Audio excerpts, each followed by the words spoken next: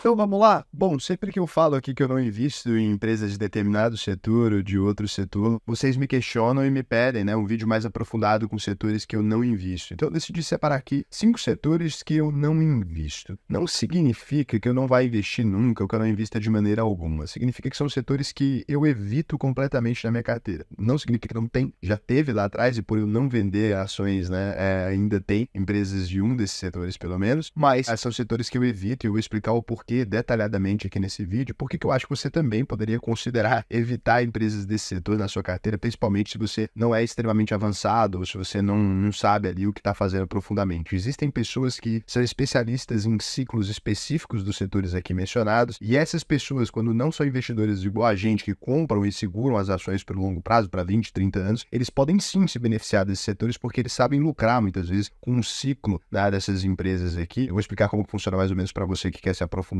nessa parte também. Antes de mais nada, quem é o Sardinha Raiz, já deixou o like lá na confiança antes do vídeo começar, porque você sabe que o vídeo vai ser bom. Se você não é o Sardinha Raiz, segura sua mãozinha, considere deixar o seu like ou se inscrever nesse canal aqui, se o vídeo te agregar, te trouxer algum conhecimento que você ainda não tinha.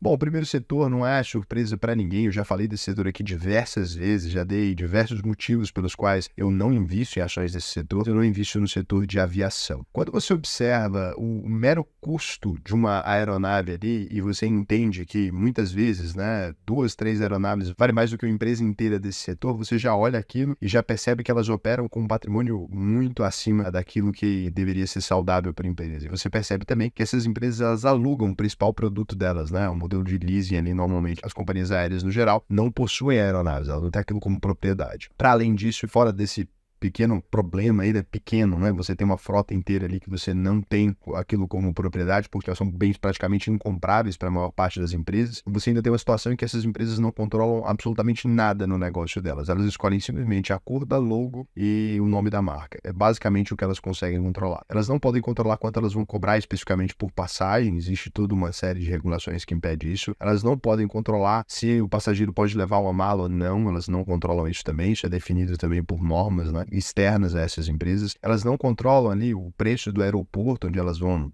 parar a aeronave que não é delas. Elas não controlam o preço do combustível que elas precisam utilizar para abastecer as aeronaves. Então, em resumo, elas não conseguem controlar absolutamente nada daquilo. É por isso que elas são tão parecidas umas com as outras, né? Elas têm características ali muito iguais, elas são basicamente a mesma coisa. E hoje em dia, 90% da população escolhe, né, a passagem ali em uma companhia aérea não pela qualidade do serviço prestado. É claro que existe 10% dos passageiros que fazem isso, mas a maior parte escolhe pelo preço mesmo, né? Qual companhia aérea está mais barata, qual é mais útil nesse trecho que eu vou ali. Então, quando a gente observa tudo isso, fica muito difícil investir nessas empresas, elas não têm um amplo controle, elas dependem muito da economia, elas precisam fazer hedge de dólar, né, para poder controlar, e aí dependem do câmbio, dependem do que elas vendem de aviação, dependem de basicamente tudo ali, não conseguem controlar essa operação. Qualquer mínimo equívoco nesse alinhamento faz com que essas empresas se tornem deficitárias, a maior parte delas dão prejuízos homéricos ali, e você pode inclusive verificar, né, no Wikipedia, uma página que eu já mostrei aqui diversas vezes, é só escrever lista de empresas aéreas extintas, são mais de 60 empresas hoje, e essa lista vai aumentando, né, ano após ano, assim. O setor de aviação, ele teve problemas históricos, ele veio lá de trás, quando ele prestava um serviço extremamente luxuoso, com o menu inteiro dentro do avião, com espaço, sei lá o que, podia fumar ali dentro, ele veio de toda essa situação e foi se cada vez mais percebendo que aquele setor, ele de fato é um setor perene, dificilmente o ser humano vai deixar de voar, mas apesar do setor ser perene, as empresas nunca se provaram lucrativas. É interessante que o Benjamin Graham, né, no livro escrito lá na década de 50, Investidor Inteligente, ele já fala sobre o setor da aviação e ele foi um dos caras que acertou que essas empresas não seriam lucrativas já naquele período. Então ele fala sobre as dificuldades do setor de aviação, ele canta essa pedra, olha, isso provavelmente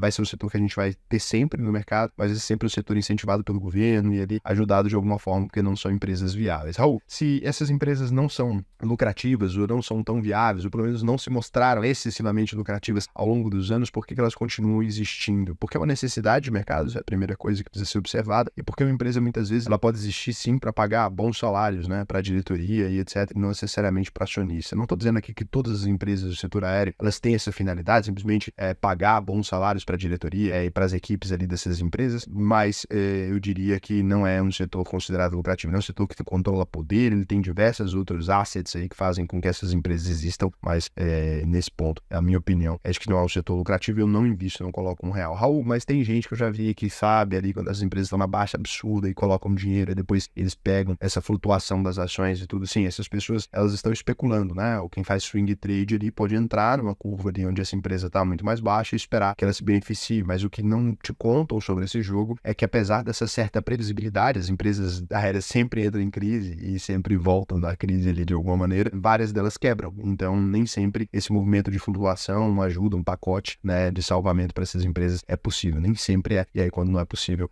o investidor acaba perdendo dinheiro ali. Eu acho que o mais inteligente muitas vezes é ficar fora desse setor aí, pelo menos na minha opinião não é um setor que vale a pena a gente fazer um investimento. A gente tem também em segundo colocado aqui, né, o setor de construção civil, já abrir concessões para empresas do setor de construção civil. Primeiro, não acho que ele é completamente descartável, existem empresas lucrativas que têm lucros consistentes há mais de 10, 20 anos na Bolsa de Valores, existem empresas que conseguiram lucrar diferente do setor de aviação, mas ele é um setor que exige um pouco mais de cuidado. Eu tenho na minha carteira, tanto na carteira pública, que eu divulguei aqui várias vezes já, quanto na minha carteira privada, existem empresas do setor de construção civil, mas eu vou te falar por que exige cautela e por que é um setor que hoje em dia eu evito na minha carteira de investimentos, né? Então, eu sempre evitei, na verdade, mas algumas eu abri concessão. Já mostrei mesmo no vídeo que eu falo por que eu investi em empresas aqui de setor de construção, já fiz alguns vídeos assim, falando da Iven e até mesmo falando de Azetec, né? Ou até de empresas americanas também de construção civil. Eu ressaltei essas características que eu vou ressaltar aqui e vou explicar para vocês, mas eu abri concessões em determinados momentos quando eu achei que a curva de ganho ali estava muito maior do que a possibilidade de curva de perda. Então, o setor de construção, ele depende de uma economia muito forte, ele depende de uma série de fatores ali da economia e ele tem oscilações muito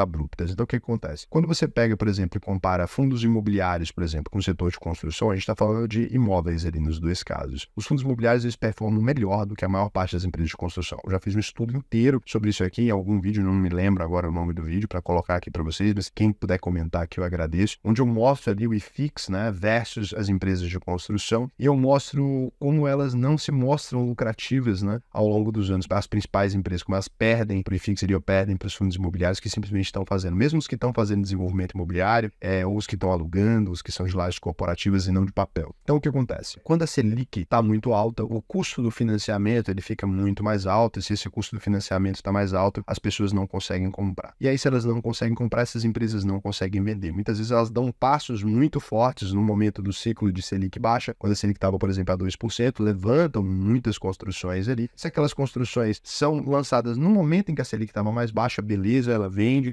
e tudo aquilo funciona e coloca seu dinheiro para dentro. E se ela vai para um momento que a Selic está mais alta, muitas vezes não consegue dar saída, tem que abaixar o preço, aquilo começa a ficar insustentável. Nos momentos de Selic baixa, o preço do beta da construção aumenta muito, muita gente tomando financiamento, muita gente utilizando FGTS, etc, para poder construir imóveis ali. Então, assim, é um setor extremamente difícil, ele é muito dependente do setor de crédito, ele é muito dependente da forma como está a economia, né? E a gente sabe que o Brasil, ele é um país de ciclos, mas tem um ciclo no Brasil que é um ciclo mais duradouro, que é a crise. Então ele está sempre em crise. E aí nesse ciclo específico fica muito difícil de você considerar que essas empresas são sólidas. Muitas vezes elas têm prejuízos muito grandes em determinados períodos, depois têm lucros muito grandes e muitas vezes por dificuldade de gerenciamento de caixa. Então, nesse caso, existem empresas que são exceção disso? Existem. Se você está começando a investir, ou se você tem um conhecimento mesmo mediano, de invista há 5 anos, mas não sou um estudioso, não sou uma pessoa que me dedico a isso, evita empresas de construção civil na sua carteira, elas podem acabar te machucando bastante, elas podem acabar danificando o seu patrimônio. Então, é uma empresa que não é um nunca, né? Mas é um assim, se não tem as manhas, não entra não, se é a instrução do profissional, que realmente pode danificar muito. Eu já vi muita gente perder muito dinheiro com construção civil, já vi muita gente se apavorar perdendo dinheiro mesmo na Bolsa de Valores com o setor de construção civil. Sempre funcionou para mim, mas porque eu investi em pouquíssimas empresas de construção e sempre respeitando limites muito proprietários, definindo uma nota, definindo ali um limite máximo de exposição dessas empresas na minha carteira. Terceiro, sempre respeitando o ciclo também dessas empresas na hora de investir. E terceiro tipo de empresa aqui, muito parecido, muito dependente também do primeiro, é o setor de turismo. Então, O setor de turismo tem uma ampla sazonalidade, são empresas que também operam com parcerias, são empresas que muitas vezes não têm aquele hotel como propriedade, não tem a passagem quando é da própria empresa, então elas fazem um grande pacote daquilo tudo e vendem aquilo. Olha, desde as menores empresas do setor de turismo até as maiores empresas do setor de turismo, a gente observa sempre os mesmos problemas. Essa dependência maluca de uma sazonalidade, essa competição cada vez mais acirrada por preços, essa competição com programas de milhagem, com sei lá o que, por pacotes, né? E que na internet teve um boom muito grande de empresas muito menores conseguindo fazer isso, conseguindo tomar espaço dessas empresas que já não eram sólidas lá atrás. Então, quando observo os números dessas empresas, quando observo a capacidade delas de atrair clientes, e principalmente quando observo o diferencial dessas empresas, eu olho e falo, cara, não tem nada aqui, não tem nada. É um emaranhado de um monte de acordos de uma empresa com outra, com outra, com outra, com outra, que transforma aquilo num pacote para um cliente, que normalmente, tá? Não estou falando de todas as empresas, mas que normalmente o cliente não sai satisfeito com aquele pacote, né? E a empresa também não teve lucros expressivos. Então, é um negócio que é um perde-perde. E, além disso, o acesso à informação, né? O grande público dessas empresas normalmente eram as pessoas mais velhas ali, eram, sim, os idosos, as famílias também mais numerosas com pouco acesso à informação. Hoje em dia, com esse acesso à informação, eu não vejo lugar para essas empresas em um mundo daqui a alguns anos. Eu vejo muito lugar, sim, para um site de internet, por exemplo, ou alguns, né? Vários que criem turismo para pessoas específicas. Então você responde ali uma pergunta, fica aí até a ideia de negócio para você, é muito barato fazer isso. Então você responde ali alguma série de perguntas, olha, eu tenho interesse em praias, tal que, tal que, tal que. Eu te falo quais são os destinos e faço para você uma facilitação de vender uma passagem para você com milhagem, de registrar um hotel. É isso, né? Quando a gente vai olhar para pacote de turismo, como era feito anteriormente, etc., ou para empresas como a Booking ali, que simplesmente catalogam tudo aquilo dentro de um emaranhado, eu sinto que em algum momento a gente vai observar uma plataforma que faça essa reunião de forma muito mais simples, muito mais parecida com a rede social, ou plugado nas nossas redes mesmo. Você clicou ali, no lugar onde a pessoa tá, já fala para você quanto custa o hotel, boca direto pelo Instagram e tal. Já existe isso na China, em alguns lugares também. É muito mais isso do que esse mercado. Eu nunca olhei para aquilo como um grande diferencial. Quando você olha os números, eles me mostram que eu não tô errado de não olhar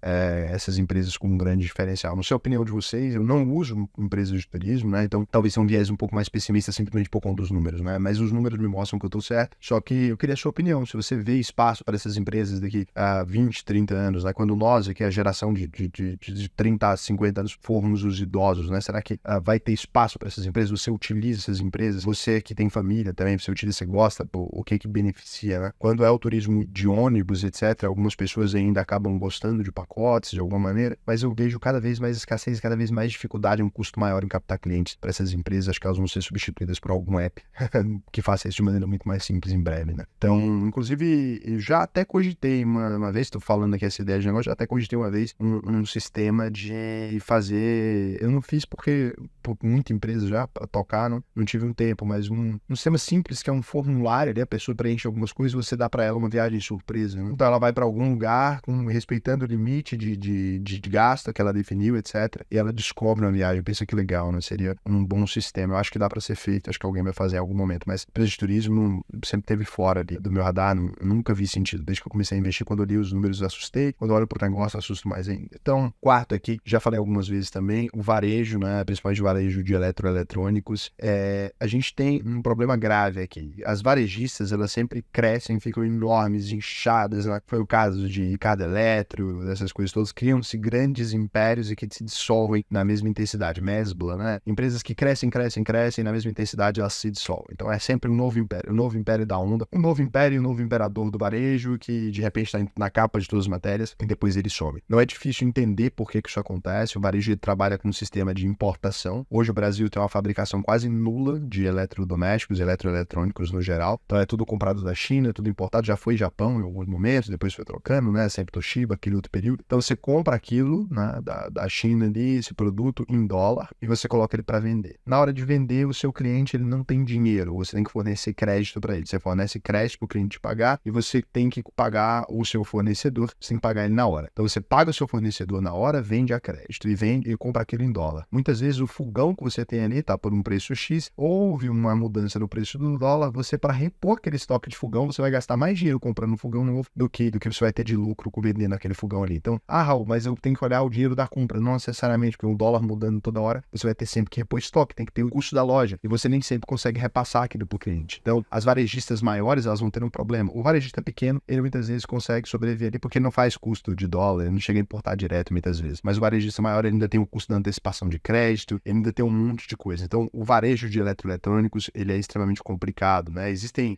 algumas raras exceções ali, né, de varejo, porque o varejo, o setor é complicado mesmo. Existem algumas raras exceções que eu já investi e continuo investindo. Eu tenho o Vivara, por exemplo, que é um varejo de joias na minha carteira. Eu tenho o Centauro, que mudou de nome, mas é um varejo ali de tênis, de artigos esportivos. Eu tenho algumas empresas desse setor, sempre com proporções muito pequenas na carteira, porque eu acho um setor extremamente complicado, mas o varejo de eletroeletrônico é onde está o maior pepino da coisa para mim, é onde está o grosso do problema. Não, esse assim, eu tô arranhando a superfície, eu não tô arranhando o custo com marketing, eu não tô arranhando o custo com a operação dessas lojas físicas, eu tô casquetando, assim, eu não tô considerando efeito Amazon, não tô considerando nada, eu tô simplesmente arranhei a superfície ali daquilo que é o problema do varejo, não invisto, é um setor que eu acho extremamente complicado, ainda tem acréscimo da dependência de juros, ainda tem, né, o custo do crédito, então assim, é um dos setores mais complicados de ser operados de todo o mercado ali, é um setor também que eu não invisto de maneira nenhuma. E quinto e último, aqui é muito mais